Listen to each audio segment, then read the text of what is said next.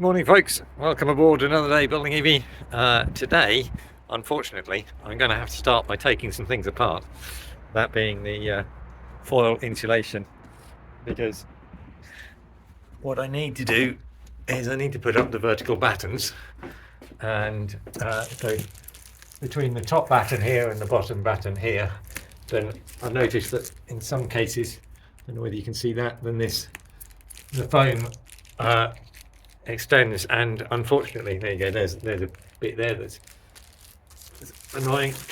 So I need to stick some vertical battens down those, and the same is true actually on the ceiling, which I can show you here. That's quite a good example. So I'm going to start by taking down the foil, which is a bit annoying, but that's got to be done. So I'm not going to show you all of my doing of this, but here's me. I had a look at the first bit and it was okay. The second bit, the other side, that was also okay. Then these bits beside the hatch, they needed some work, and that was relatively straightforward. So no worries, just using an extendable craft knife, I found it was quite good. Just a question of making sure I didn't kind of apply too much sideways pressure.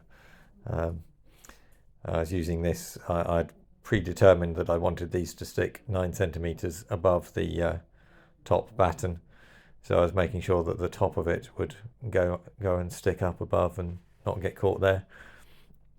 And then that was beside the hatch. At this point, then I'm slightly worried that I'm creating a cold bridge situation. But putting the walls together the way that I am and things, then actually I should be able to take them apart if there's a problem.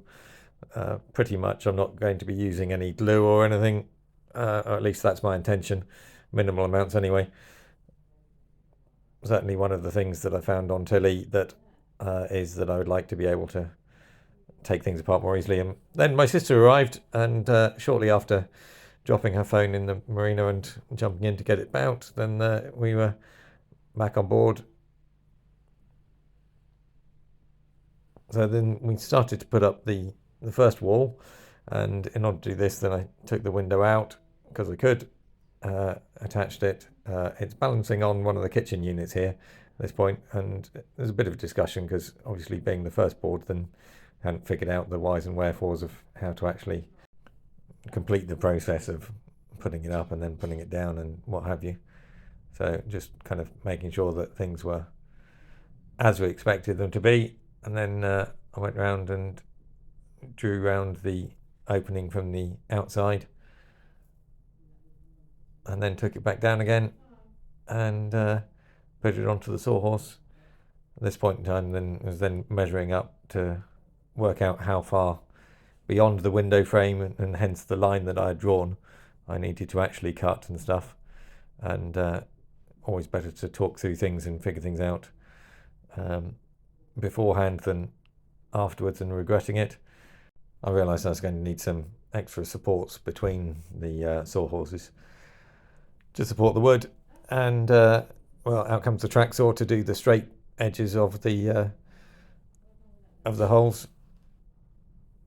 As I said, if I didn't have access to a track saw, then I would have bought one for this job. Can't understate how useful it's been and is being. So thanks, Barney, if you're watching. And again, it being the first cut, then I realised that there were different ways of doing it, and subsequent ones, then I did them differently. I'm sorry, some of the videoing gets a bit lost because I just wasn't concentrating on that while I had my sister on board, more focused on making progress. So anyway, but the second one, we used the template that I'd made for the first one by cutting out the first hole, and just used that on the hatches. Then I decided that the way to do it was once again to just put it up and then draw from the outside. But here we're just putting up the vertical battens to be mounting points top and bottom. Because I'm using 12mm plywood, then it's relatively rigid, and so I'm just getting away with literally screws top and bottom and down the edges. There won't be any mountings in the middle of the boards at all. Those top bits are representative of the ceiling. I will do an explanation of that later on in the video. I'll try and put some chapters in down the bottom so you can jump ahead if you want to. But as you'd expect, this board went up a bit easier. I think it was well lined up with the board beside it, trying to make sure there was a little gap. I felt that was better than elsewhere, and then just came outside, and obviously it's relatively simple to do this from the marina, from the pier. And then I thought I'd just try and see whether I could move it around on my own, despite the fact that my sister was there. Interesting to see how difficult it was going to be. And this was obviously relatively straightforward because it's just 4 straight lines rather than any curves or anything to worry about. I've decided to have window liners made because I was thinking about making them myself or just doing the straights and putting some fillers in the corners. But I feel it's one of the areas of a boat that sort of is indicative of the quality of finish. So I'm having window liners made, and in actual fact I've just been told that they're ready. So anyway, this one went back up easily, and it all lined up, and I was really quite happy with how that spacing, that hole was. And then just added a couple of extra screws at the top and bottom in different places to hold it along its length, make sure I didn't kind of knock it or whatever. Anyway, they all seem fairly rigid, certainly rigid enough, being 12mm. Just a little freeze frame to admire our work, and at that point realised it was getting a bit dark, so just spent a little bit of time doing prep work for the following day, putting up the little noggins in the top to keep the ceiling down, and the side battens as mounting points for the other walls when we get to them. The following morning we started by cutting a board to length for the lower wall of the bathroom, and then using it as a giant set square as per Martin's suggestion. Thanks very much, Martin. And so that was a really useful, easy way of putting the verticals in above the gunnel. Then we got the next upper wall section and cut it to length. Well, my sister did. I don't know why the depth stop on the saw just slightly changed and wasn't quite enough, so I had to go and just run it again. Then we just made sure that we put up all the vertical battens that were necessary. I'm not quite sure. Maybe I just had to shorten that one a little. And then we also had to put up the ceiling pieces, or the pieces that represent the ceiling. They're the maximum height of the wall. And just checking to see which bit of this board we wanted to cut out. And we actually used one of the pieces that we'd cut out from yesterday as a template. They're just a bit shorter widthways than the other windows, but the radiuses are the same top and bottom, so we were able to just sort of shuffling it along and make just small adjustments based on how I felt that the other cutout could have been improved. Marked it all up and got to work cutting it out. I think it was this one where I forgot to support it properly when doing the final sort of corner cuts with the jigsaw, and about here I think it cracked out, and it was quite fortunate with the corner that it cracked. It didn't do too much damage, so I was able to just get in and pull it out, and that'll be covered by the window surround when that goes up with the window liner.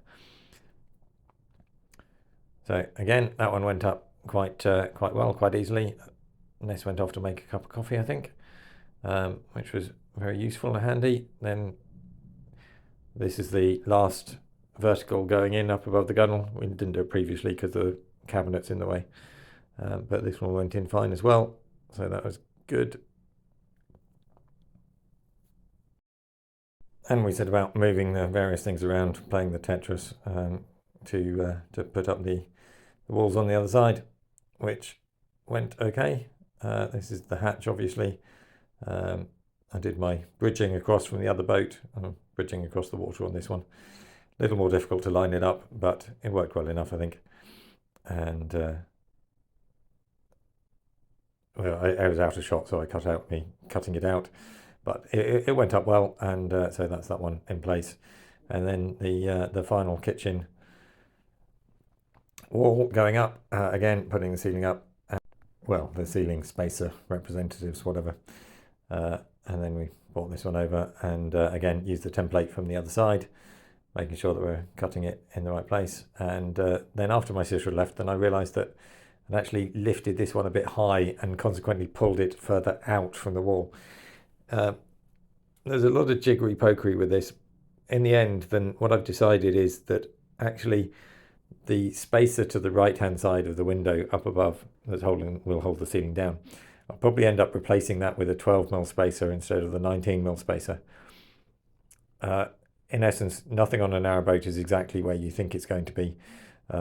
It's all close, but it's, you know, a quarter of an inch I think is about what you can expect things, the tolerances to be working with at the points that matter to you.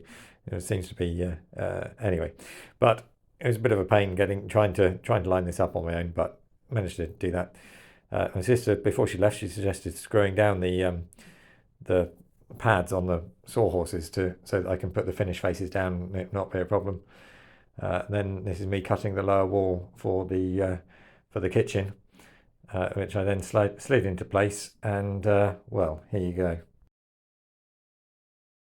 Well, I'm going to call it a night now. I'm obviously getting tired. I've just made a mistake of about, well, I guess it's probably 10mm, because that's the obvious choice. So I'm obviously tired, but I think I can count the past few days as success with my sister. Managed to get 3 of the upper walls in on each side, so that's 6, and there's only, I guess there's 3 small pieces on each of the left back here in the bathroom and then into the bedroom. So so basically that's half the walls done, and so that's absolutely blooming brilliant, really. I know I'm going to have to take some of the walls down to feed some of the wiring and things, but that should be relatively small beams. Certainly is easier than putting them up for the first time. So thanks very much for the comments and suggestions, because I hope that I've caught it on the video. But putting these uprights in above the gunnels, I used exactly the method that was suggested. This is just a little ceiling explanation, because I think it probably looks fairly weird what I've been doing recently with the walls and things. So this piece here that's sticking up will make sure the ceiling can't go any further back in, and they're periodic enough that they'll stop the ceiling going in further than it should do. And these pieces will hold the ceiling down, so that means that the ceiling will end up something like that over there, and then on this side in the middle, then it's caught underneath a little ear of a channel for my LED lights. So hopefully this should be a 0 glue, 0 screw fix of the ceiling. We will see whether it works.